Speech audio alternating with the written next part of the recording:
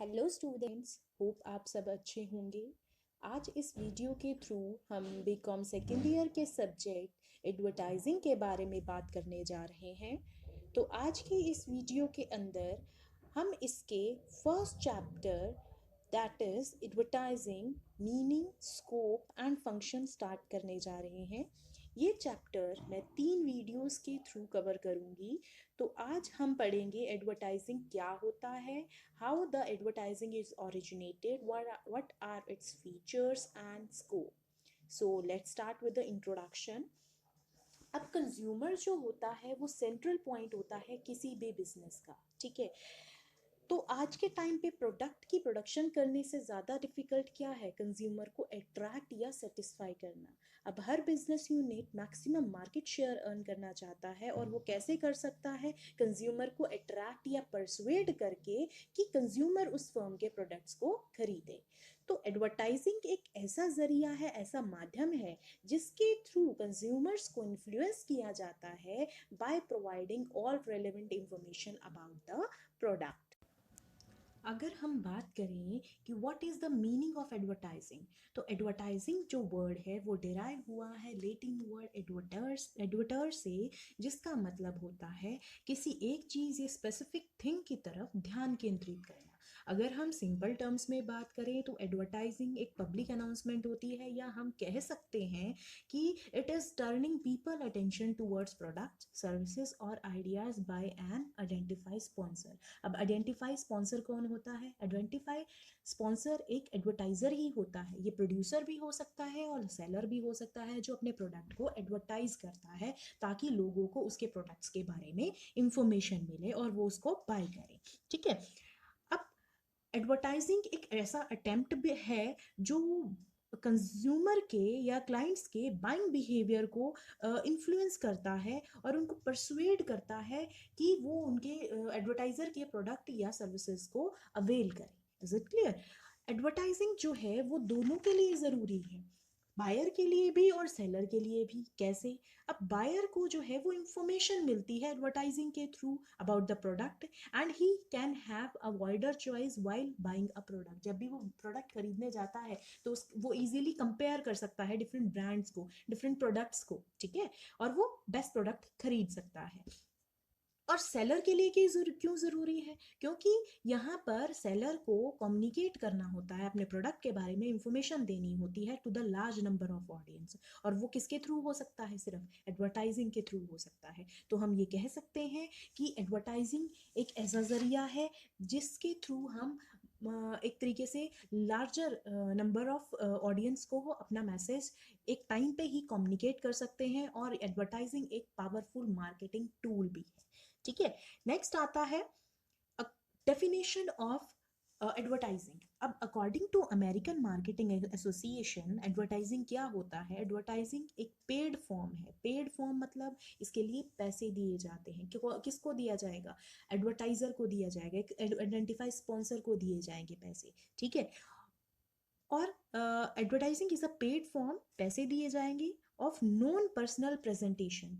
आप इसके लिए आपको आमने सामने होने की ज़रूरत नहीं है। आप टीवी के थ्रू या एक तरीके से रेडियो के थ्रू, ऑनलाइन मार्केटिंग, मतलब ये ऐसे ज़रिए हैं, डिफरेंट टूल्स हैं जिसके थ्रू एडवर्टाइजिंग की जा सकती है।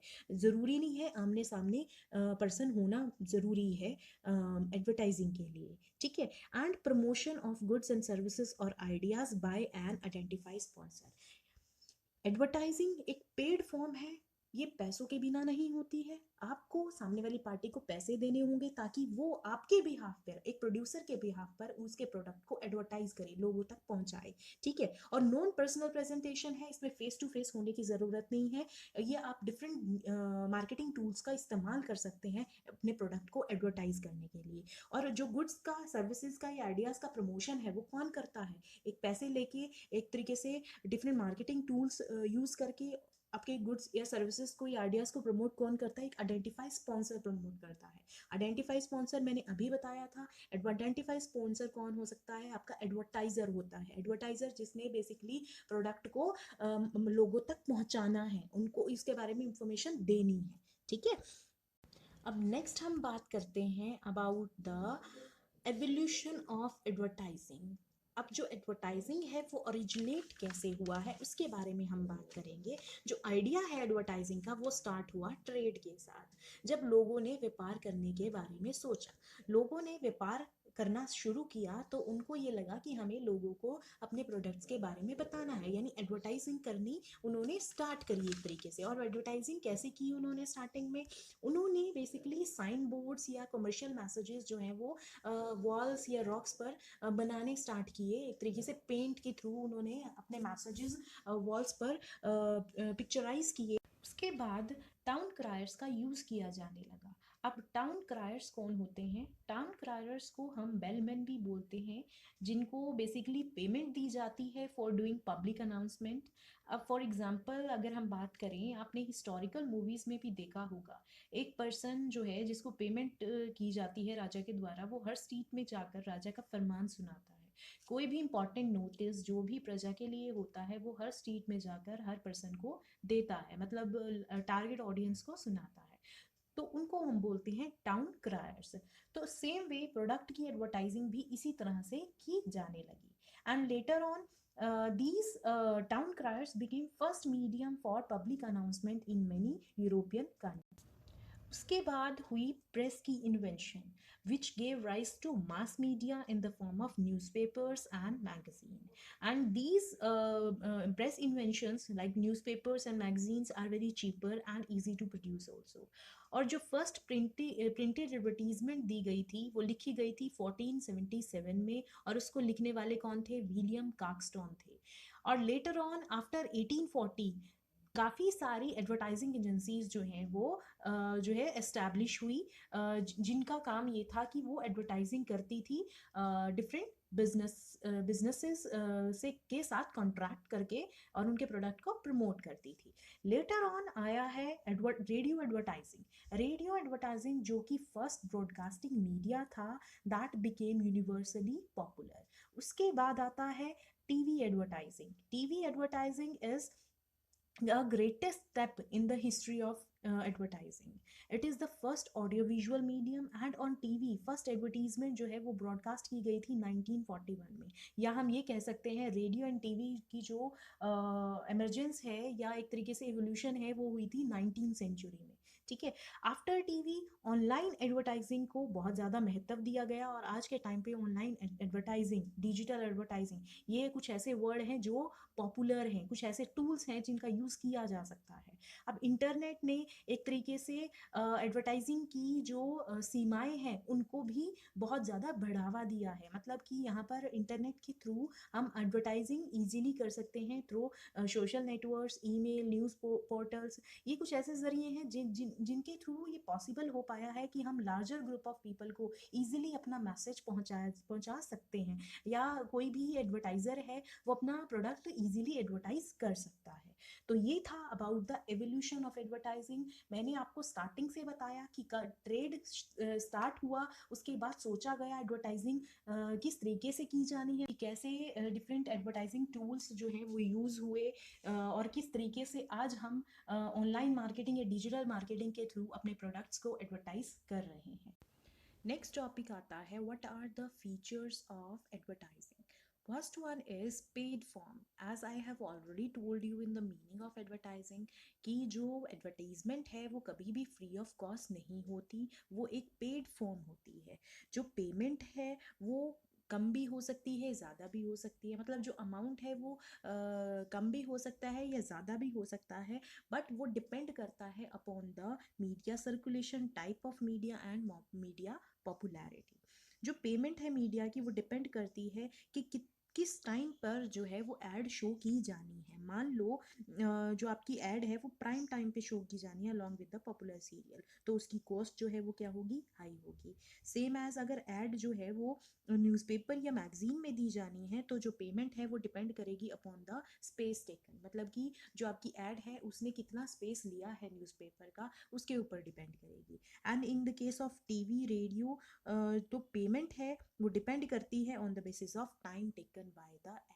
तो ये जो है क्राइटेरिया है कि किस बेसिस पे पेमेंट की जानी है एडवर्टीजमेंट्स की। सेकंड पॉइंट आता है नॉन पर्सनल। जो एडवर्टाइजिंग होती है उसमें फेस टू फेस कम्युनिकेशन की ज़रूरत नहीं होती है। जो मैसेज है वो टारगेट ऑडियंस को डिफरेंट जो एडवर्टाइजिंग के टूल्स हैं उनके थ्रू पहुंचाया जा सकता है। जैसे सेल्समैन होता है तो सेल्समैन क्या करता है, फेस टू फेस कॉन्वर्सेशन करता है। पर्सनल सेलिंग में भी जो आपका सेल्समैन होगा वो फेस टू फेस आपको प्रोडक्ट के बारे में डेमोस्ट्रेट करेगा।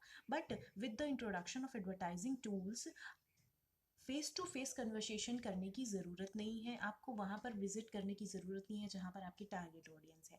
आपको क्या करना है, एडवर्टाइजिंग का डिफरेंट टूल्स जो है, जो डिफरेंट एडवर्टाइजिंग मीडिया जो हैं, टाइप्स हैं, उनको यूज़ करके आप अपनी टारगेट ऑडियंस को बल्क में मैसेजेस भेज सकते हैं। ठीक है, तो यहाँ पर जो एडवर्टाइजिंग है वो नॉन पर्सनल होती है, यानी फेस टू फेस होने की ज़रूरत नहीं है किसी कंज्यूमर को या किसी सेलर को। थर्ड पॉइंट आता है आइडेंटिफाइड स्पॉन्सर।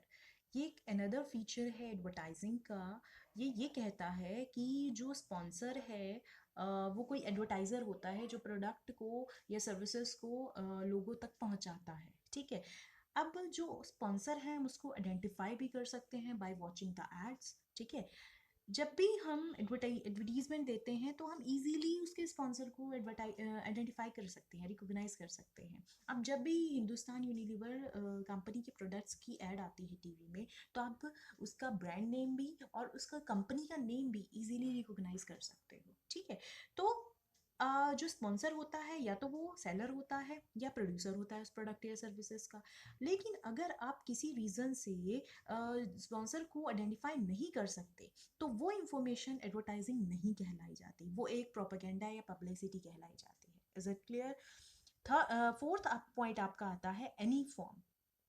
अब जो एडवर्टाइजिंग है, एडवर्टाइजिंग के थ्रू एक कंपनी की इमेज और उसके ब्रांड की इमेज को इम्प्रूव किया जाता है। ठीक है, लोगों को बताया जाता है कि ये कंपनी है, ये प्रोडक्ट बना रही है। ठीक है, तो कोई भी टाइप ऑफ प्रेजेंटेशन यूज़ की जा सकती है, कोई भी मीडिया यूज़ किया जा सकता है एडवर्टीजमेंट देने के लिए। साथ ही साथ आप मैसेजेस जब भी भेजते हो कंज्यूमर को अपने प्रोडक्ट्स को के बारे में बताने के लिए, तो वो किसी भी तरीके से भेजा जा सकता है। साइंस का यूज़ किया जा सकता है, सिंबल का, कोई प्रिंटेड फॉर्म का यूज़ किया जा सकता है, या हम कह सकते हैं बैनर्स का, पैम्फलेट का, कोई भी तरीका यूज़ किया जा सकता है। आप किसी भी फॉर्म कोई भी फॉर्म एडवर्टाइजिंग की यूज़ कर सकते हो कंज्यूमर को अपने प्रोडक्ट्स के बारे में बताने के लिए।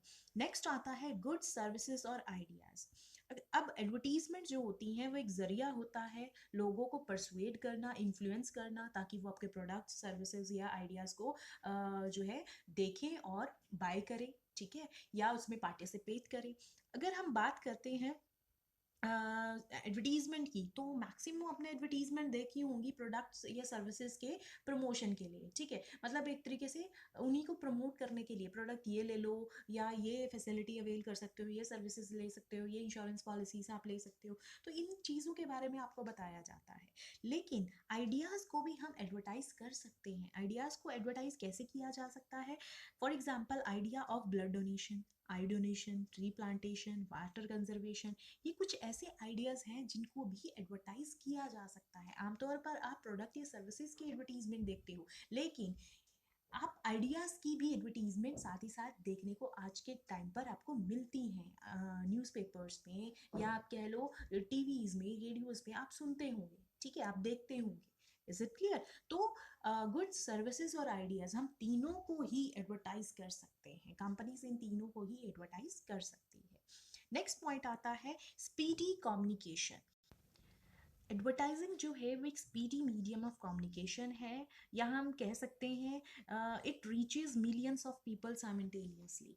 अब पर्सनल सेलिंग में इट नॉट पॉसिबल कि आप जो है एक 1000 ऑफ पीपल्स को एक टाइम पे कांटेक्ट कर सकें, लेकिन एडवर्टाइजिंग के थ्रू इट इज़ पॉसिबल।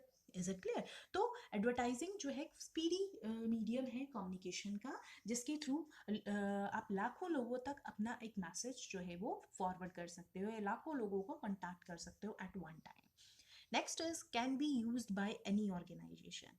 अब इस पे कोई लिमिटेशन नहीं लगी है कि इसको सिर्फ बिजनेसेस यूज करेंगे। कोई और ऑर्गेनाइजेशन भी इसको यूज़ कर सकती है, चाहे वो चैरिटेबल हो, चाहे वो पॉलिटिकल एसोसिएशन हो, या कोई एजुकेशनल ऑर्गेनाइजेशन हो, या कोई सोशल ऑर्गेनाइजेशन हो। कोई भी ऑर्गेनाइजेशन एडवर्टाइजिंग का फ़ायदा उठा सकती है, एक तरीके से एडवर्टाइजिंग टूल्स को यूज़ कर सकती है। नेक्स्ट पॉइंट आता है मास कम्युनिकेशन। मास कम्युनिकेशन का क्या मतलब होता है कि लार्ज ग्रुप ऑफ पर्सन्स को, मे बी ऑफ 1000 और लाख ऑफ पर्सन्स को आप सेम टाइम पे अपनी इंफॉर्मेशन जो है वो टीवी, न्यूज़पेपर, मैगजीन या वेबसाइट के ज़रिए आप पहुंचा सकते हैं। मतलब कहने का ये मतलब है एडवर्टाइजिंग एक ऐसा ज़रिया है जिसके थ्रू आप जो है लाख और 1000 ऑफ पर्सन्स को कांटेक्ट कर सकते हो एट अ वन टाइम। ठीक है, तो मास यानी ज़्यादा, मास मतलब ज़्यादा से ज़्यादा आप कम्युनिकेट कर सकते हो अपने message to the maximum target audience. Next point is audio visual return advertising message. जो एडवर्टाइजिंग मैसेज है वो ऑडियो भी हो सकता है, विजुअल भी हो सकता है, रिटर्न भी हो सकता है, और तीनों का कॉम्बिनेशन भी हो सकता है।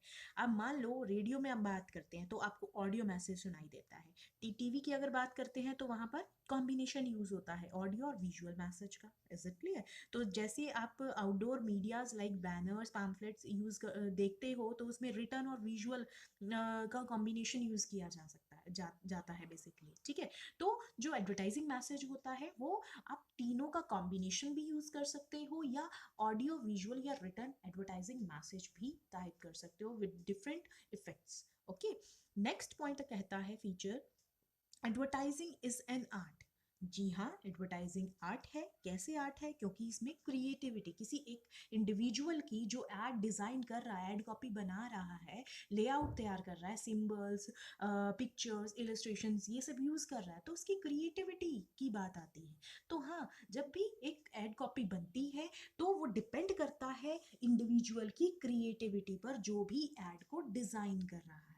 ठीक है, तो हम ये कह सकते हैं कि एडवर्टाइजिंग जो है वो एक आर्ट है। पॉइंट आता है मोटिवेट्स एंड इंस्पायर्स। जो एडवर्टीजमेंट जो है एडवर्टाइजर देता है उसमें एक मैसेज होता है रिगार्डिंग द प्रोडक्ट, मतलब इंफॉर्मेशन के रिगार्डिंग, और वो जो मैसेज होना चाहिए वो बेसिकली क्या होना चाहिए, ऐसा होना चाहिए कि सामने वाले कस्टमर को परसुएट करे, मोटिवेट करे, यहाँ तक कि इंस्पायर करे कि वो पर्टिकुलर प्रोडक्ट को बाय कर ले। तो print media, audio video media, हम कोई भी मीडिया जो है basically type of advertising use कर सकते हैं एक मैसेज को अच्छा बनाने के लिए, उसको परसुएडिंग बनाने के लिए। ठीक है, तो एडवर्टाइजिंग मैसेज हमेशा परसुएसिव एंड इंफॉर्मेटिव होना चाहिए, ताकि जो पोटेंशियल कस्टमर है वो ज़्यादा से ज़्यादा मोटिवेट हो किसी पर्टिकुलर प्रोडक्ट को बाय के लिए।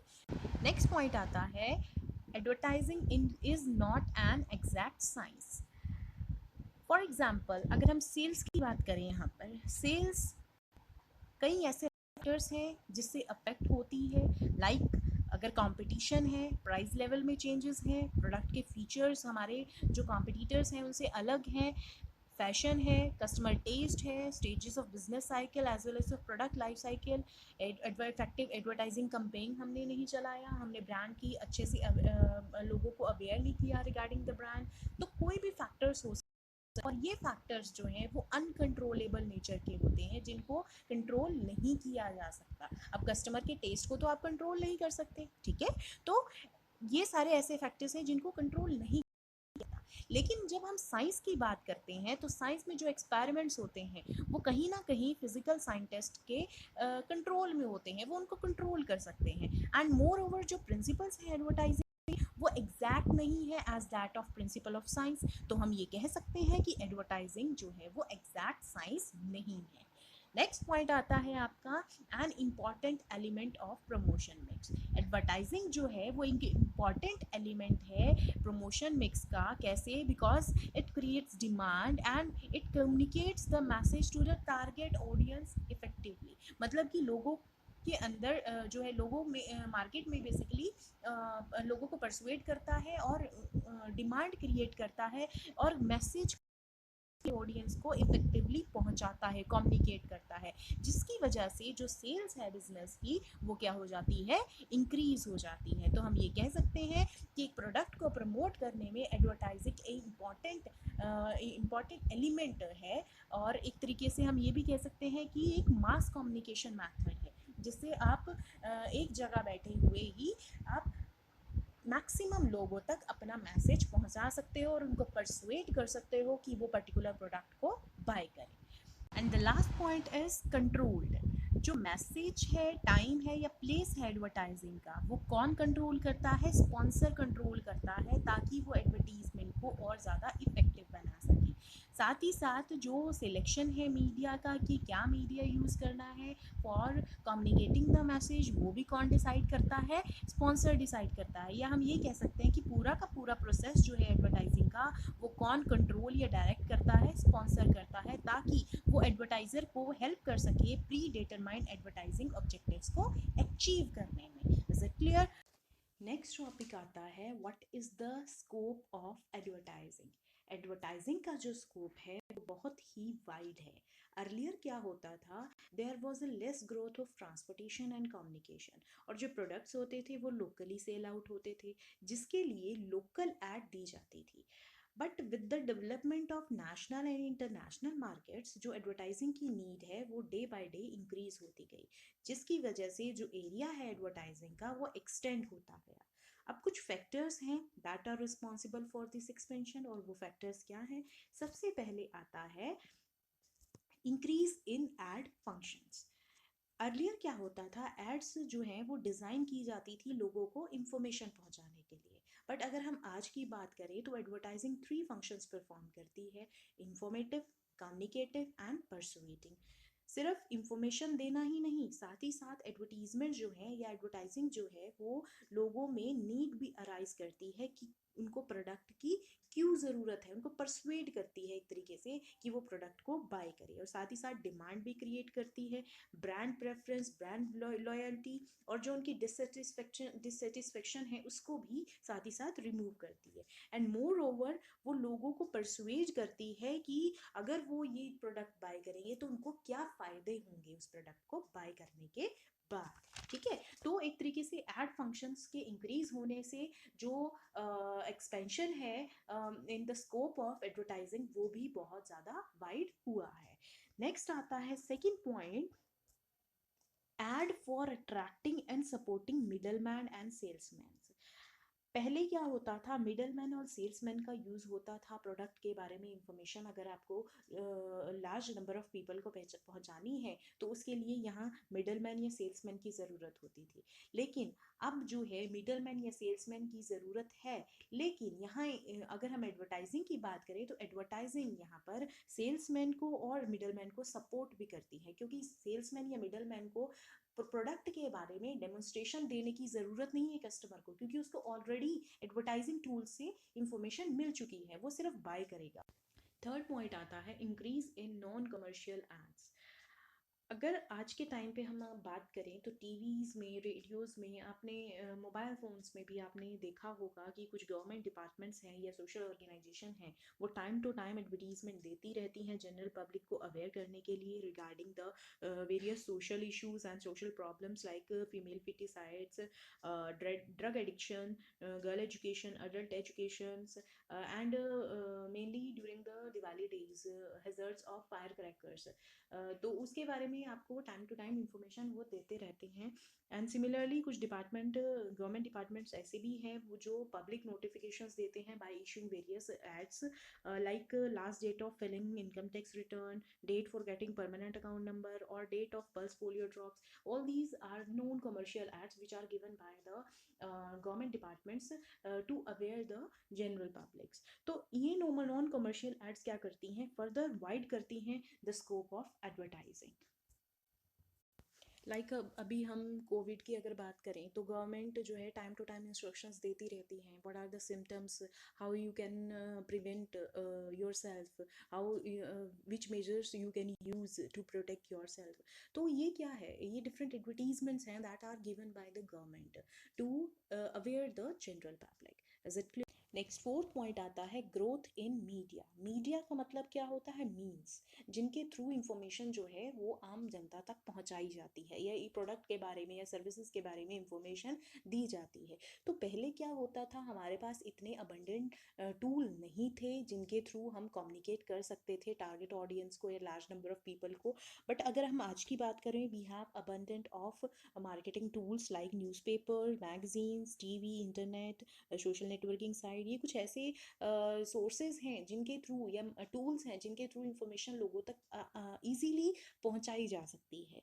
तो जो एडवर्टाइज़र हैं, दे हैव वाइडर चॉइस। जब भी उनको एक तरीके से एक सूटेबल मीडिया जो है इफेक्टिव एडवर्टाइजिंग के लिए सिलेक्ट करना है, तो वो इजीली कर सकते हैं फ्रॉम दीज अबंडेंट सोर्सेज। ठीक है, तो ये जो एडवर्टाइजिंग मीडिया है, इसकी जो ग्रोथ हो रही है, इट दस expanded the scope of advertising too. Next point आता है इंक्रीज इन इंडस्ट्रियलाइजेशन। अब पहले क्या होता था, जो लार्ज स्केल इंडस्ट्रीज थी तो वो इतनी ज़्यादा नहीं थी। बट अगर हम आज के टाइम की बात करें तो लार्ज स्केल इंडस्ट्रीज़ प्लस जो मल्टीनेशनल कंपनीज़ हैं वो भी जो है कंट्री में एस्टैब्लिश हो गई हैं, जिसकी वजह से जो है प्रोडक्शन जो है वो लार्ज स्केल पे हो रहा है। अब प्रोडक्शन जो है वो लार्ज स्केल पे हो रहा है, तो ऐसे ही हम प्रोडक्शन को एक तरीके से अपने पास ही तो नहीं रख सकते, उसको मार्केट करना पड़ेगा, लोगों में बेचना पड़ेगा उन प्रोडक्ट्स को जो भी कंपनीज मैन्युफैक्चर कर रही हैं लार्ज स्केल पे। तो उसके लिए किसकी ज़रूरत होती है? एडवर्टीजमेंट्स की ज़रूरत होती है, ताकि लोगों को उन प्रोडक्ट्स के बारे में नॉलेज मिले और वो बाय करे, एक तरीके से डिमांड क्रिएट हो। ठीक है, डिमांड क्रिएट होगी तो सेल इंक्रीज होगी ऑटोमेटिकली।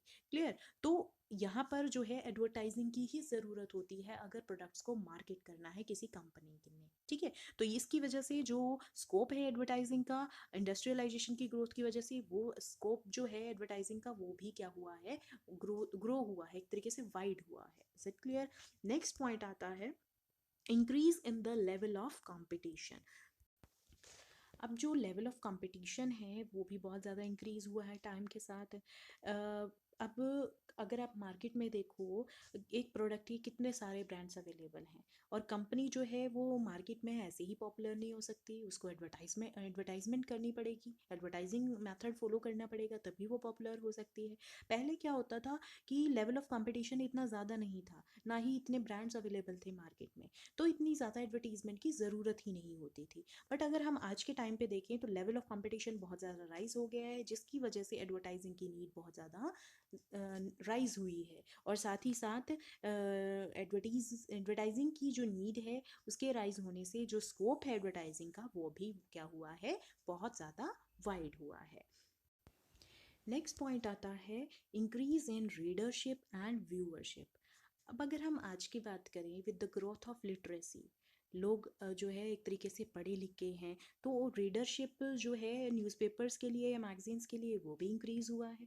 जो न्यूज़पेपर्स और मैगजीन अगर आप आज के टाइम पे देखते हो, वो तो उसमें बहुत ही भरमार होती है एडवर्टीजमेंट्स की, क्योंकि लोग पढ़े लिखे हैं, वो पढ़ सकते हैं उसको। ठीक है, तो सिमिलरली अगर हम बात करें growth in electronics, computers and increase in personal income, जो नंबर ऑफ टीवी सेट्स हैं, कंप्यूटर हैं, उनका नंबर भी एक तरीके से इंक्रीज हो रहा है, उनकी प्रोडक्शन भी बहुत ज़्यादा हो रही है। क्यों हो रही है? क्योंकि लोग इनको यूज़ कर रहे हैं, क्योंकि लोगों की इनकम भी इंक्रीज हो रही है। ठीक है, तो साथ ही साथ हम ये कह सकते हैं कि ये सब चीज़ों की ग्रोथ की वजह से, लिटरेसी रेट की ग्रोथ की वजह से, या हम कह सकते हैं कि लोगों की इनकम में जो इंक्रीमेंट हुआ है उनकी उसकी वजह से जो रीडरशिप और व्यूअरशिप है for such media has also increased, and which further increases the scope of advertising. So that's all about the scope of advertising. That's all for today. Thank you.